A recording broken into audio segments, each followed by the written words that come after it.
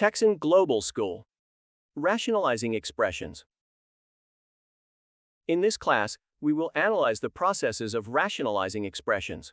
According to Layman, rationalizing the denominator of a given fraction means transforming that fraction into an equivalent fraction whose denominator is rational. That is, there must be no radicals in the denominator. To rationalize the denominator of a fraction with a single term, we multiply both the numerator and the denominator of the fraction by the same radical as the denominator. Let's see an example. We will rationalize the denominator of the following fraction with radicals. As we can see, the denominator of the fraction has a single term with a radical. To rationalize the denominator and eliminate that radical, we multiply by the same radical as the denominator. So we multiply by the square root of 3, both in the numerator and in the denominator, so as not to alter the expression. In this way, we are really multiplying by 1. We perform the product. Numerator by numerator and denominator by denominator. The numerator remains as the square root of 3. For the product of the denominator, we use the laws of radicals. When multiplying radicals with the same index, the radicands are multiplied. So we have square root of 9, or square root of 3 squared, which is equal to 3. In this way, we can see that the expression no longer has radicals in the denominator. So it was rationalized. In conclusion, 1 over the square root of 3 is equivalent to the square root of 3 over 3. In this next example, to rationalize the denominator, we multiply by the square root of 7, both in the numerator and in the denominator, so as not to alter it. We perform the product. Numerator by numerator and denominator by denominator. Applying the laws of radicals, results the square root of 77 over the square root of 49. So, the rationalized expression becomes the square root of 77 over 7. In this other example, we will rationalize the numerator. It is the same process, only now, we will multiply by the same radical of the numerator. We perform the product. Numerator by numerator and denominator by denominator. Applying the laws of radicals, results the square root of 2x, y squared, over the square root of 6a, b, x, y. So, the rationalized expression is 2x, y over the square root of 6a, b, x, y. Now, to rationalize the denominator of a fraction with two terms, we must multiply both the numerator and the denominator of the fraction by the conjugate binomial of the denominator. It is important to emphasize again that rationalizing a fraction with radicals does not alter its final result.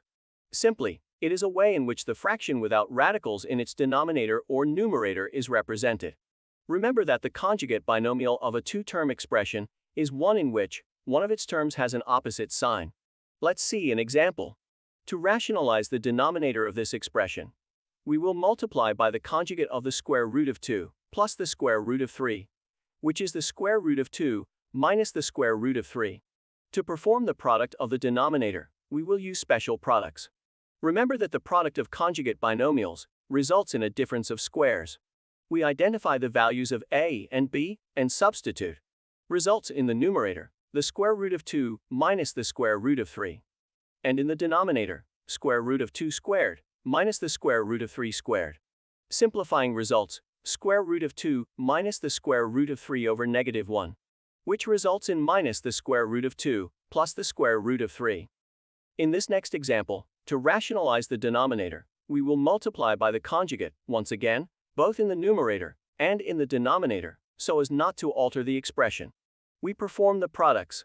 In the denominator, we again have conjugate binomials. However, in the numerator, since the factors are identical, we have a square of a binomial. Then, by performing the products in the denominator, results from the conjugate binomials a difference of squares. In the denominator, we obtain a perfect square trinomial from the square of a binomial. Finally, we simplify resulting negative 4 minus the square root of 15. To rationalize the denominator of a fraction with three terms, we multiply both the numerator and denominator by the conjugate of the denominator. This trinomial is equal to the denominator, but the sign of the last term is changed. In this particular case, we must rationalize the denominator a second time. In this example, we will rationalize the denominator. We then multiply by the same trinomial of the denominator, but we change the sign of the last term. We perform the products, as seen in the previous class of operations with radicals. We can use the algorithm seen in arithmetic multiplication, or we can also multiply term by term.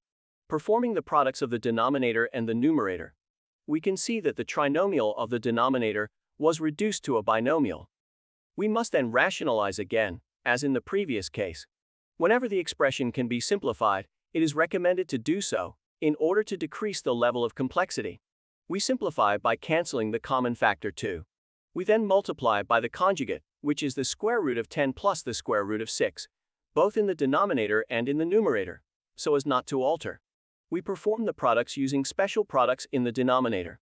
In the numerator, we multiply term by term, or we can use the special product of the binomial with a common term.